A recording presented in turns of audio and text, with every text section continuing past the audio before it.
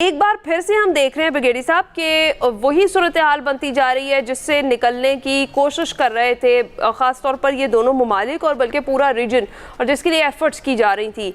आगे भी हमें लग तो रहा था ऑलरेडी कि इतने आराम से कोई अमन मुआहिदा हो नहीं जाएगा, तो अब क्या आपको लगता है कि मज़ीद मुश्किलात पेश आएंगी या आइंदा 2-4 हफ्ते में जिस तरह से सदर ट्रंप भी बार बार बात कर रहे हैं कि कोई ना कोई मुआहिदा ज़रूर हो जाएगा, दोबारा अटैक वो नहीं करेंगे, सिचुएशन किस तरफ जाती हुई देख रहे हैं?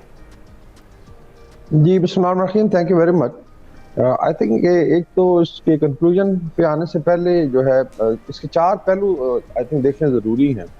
एक तो इसकी मिलिट्री और टैक्टिकल है कि जो रात को लड़ाई हुई है उसमें बकौल president Trump I think 48 Tomahawk missile fire किए गए और generally they're along the coast line. अगर आपने देखा है, बल्कि वो क्लेम करेंगे एक मिसाइल जो शायद तेहरान से 40 किलोमीटर साउथ में भी मारा गया। उसमें जो इंस्टॉलेशन थी इनकी कोस्ट के अलॉन्ग जो आइलैंड्स हैं उनको टारगेट किया गया है। उसके बाद जो है रिटेलिएशन में फिर ईरान ने भी आई थिंक स्ट्राइक्स की हैं, लेकिन इस दफ़ा उनकी स्ट्राइक्स जो है वो काफ़ी महदूद रही हैं। उसमें मोस्ट प्रॉब्ली बहरीन और कुवैत जब तक रिपोर्ट आ रही है they have not targeted rest of the countries, because एक खबर ये भी है कि एक अंडरस्टैंडिंग हो चुकी है सऊदी अरेबिया, यूएई और कतर की कि ना तो वो अपनी स्पेस को इजाज़त देंगे अमेरिकन को और इस तरीके से ईरान उनको स्पेयर करेगा। तो ये उसकी सूरत हाल है। अभी मैं लेटेस्ट देख रहा था, जो मिलिट्री एनालिस्ट हैं, कि अभी भी आप ये नहीं कह सकते कि जो है लड़ाई ख़त्म हो गई है। प्रॉब्ली कुछ फ्लाइंग भी हो रही है, लाइक इनके एयर रिफ्यूलर जो है अभी भी फिर रहे हैं तकरीबन उसी इलाके में साउथ ऑफ ईरान, और उसको देखा जाए तो ऐसे लगता है कि शायद एक और वेव आए।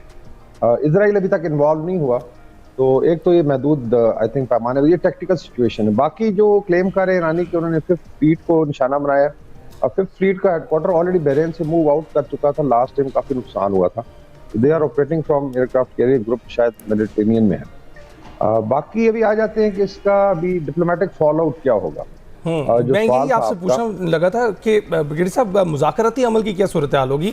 और हमने पहले देखा है कि पाकिस्तान ने तो पूरी नेक नियति से कोशिश की है कि किसी न किसी तरह से मुज़ाकरात जो हैं मुआहदा कहीं तक हो जाए, लेकिन कुछ जो स्पॉयलर्स हैं वो ये कहते रहे हैं कि एक वेसल स्टेट के ज़रिए आप जो है वो सालसी करवा रहे हैं, और फिर कुछ मुतज़ाद खबरें हैं, गैर मुसद्दक़ा खबरें हैं, जिसमें ईरान के हवाले से भी ये कहा जाता है कि वो भी कहता रहा है कि सालिस की अब ज़रूरत नहीं है।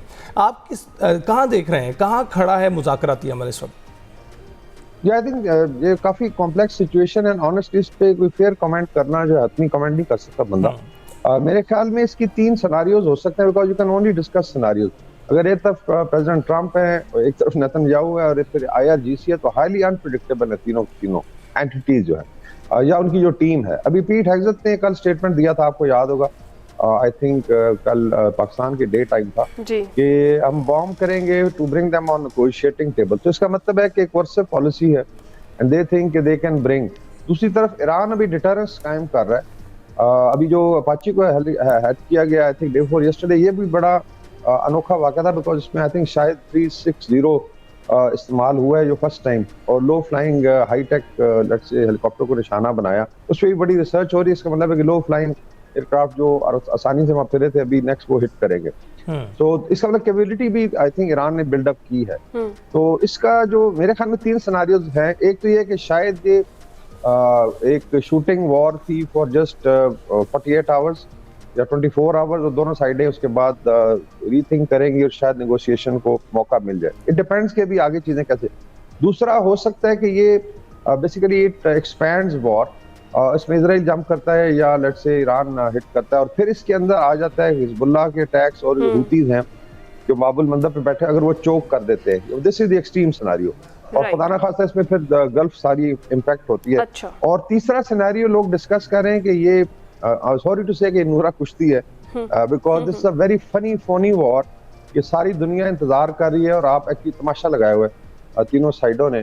And probably they have an understanding. Trump कह रहे जी पता नहीं कितने मिलियन बैरल्स तेल हमने ऑलरेडी निकाला है, और so I think it's very very difficult कि फॉग अच्छा बगैर साहब, मैं भी वैसे यही बात करना चाह रही थी कि इस सिचुएशन ऐसी बनी हुई है कि जिसमें जो कह लें कि अगर 3 फरीकैन हैं तो तीनों अपने लिए विन विन सिचुएशन चाहते हैं और उसके बगैर वो इससे पीछे हटने के लिए भी तैयार नहीं है। जिस तरह से सदर ट्रंप बार बार कहते हैं, एक तरफ कहते हैं कि बड़ा अटैक कर दिया जाएगा, दूसरी तरफ वो कहते हैं कि जल्दी हमले रोक भी दिए जाएंगे, मुज़ाकरात के मेज़ पर आ जाएंगे। और इसी तरह से ईरान जो है वो बारहा ये कहता रहा है कि जो मुज़ाकरात हैं वो बेहतर है ईरान के लिए और ईरान उस तरफ जाएगा, लेकिन उसी तरह से शराइत भी नहीं मान रहे और जवाब भी उस तरीके से नहीं दिया जा रहा।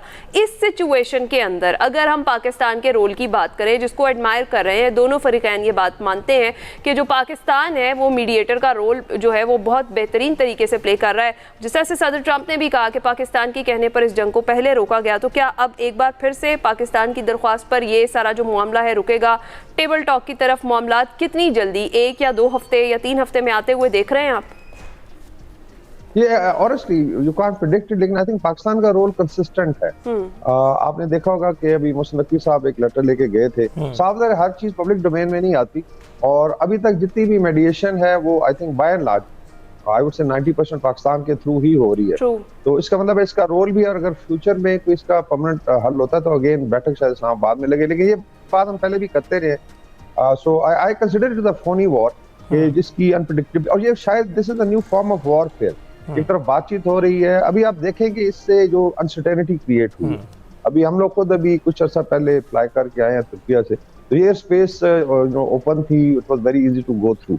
अभी जो है दोबारा एक अनसर्टेनिटी क्रिएट हुई, सावधान जब मिसाइल फायर होंगे तो सारा एविएशन सेक्टर अफेक्ट होता है पूरी दुनिया का, और ये बड़ा इंपॉर्टेंट रूट है। फिर शिपिंग पे इम्पैक्ट आ रहा है। अभी आपको पता होगा कि भारत का एक टैंकर भी हिट हुआ है, नाम तो किसी और कंपनी का था और फिर इन्होंने बुलाया उनके और डिमाश वगैरह किया है। तो ये हालात है। दूसरी तरफ देखें तो यही मोदी, यही नेतन्याहू चाहते हैं कि लड़ाई चलती है। सो आई डोंट अंडरस्टैंड कि इनकी पॉलिसी क्या है। ये समझते हैं कि इतने 30 मार खान है कि ये इस तरीके से इंस्टेबिलिटी रखेंगे और ये कुछ फायदा उठा लेंगे। I don't know. ब्रिगेडियर साहब, पॉलिसी ये भी हो सकती है कि एशिया में होने वाली तरक्की को किसी न किसी तरह से डेंट पहुंचाया जाए। बहुत बहुत शुक्रिया गुफ्तगू करने के लिए। अभी जाएंगे एक ब्रेक पर।